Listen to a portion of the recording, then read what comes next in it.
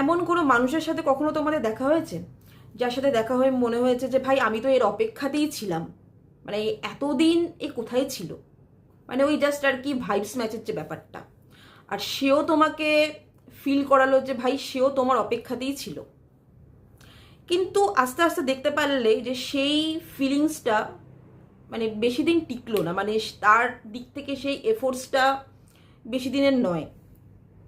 আস্তে আস্তে রিয়েলাইজ হলো যে সেই মানুষটা আসলে আমাদের জীবন জাস্ট কয়েকদিনের অতিথি।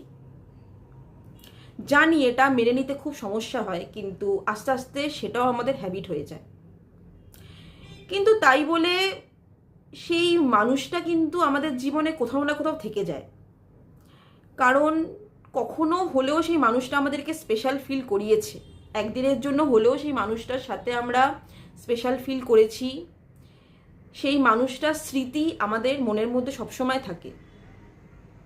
আর তবে সেই মানুষটার প্রতি কিন্তু আমাদের কোনো হেট না রেখে আমাদেরকে জীবনে এগিয়ে যেতে হয়। জানি না তোমাদের সাথে এই জিনিসটা কখনো ঘটেছে কি না, আমার সাথে কিন্তু ঘটেছে এই জিনিসটা, তো ওই জন্যই তোমাদের সাথে আমি শেয়ার করলাম।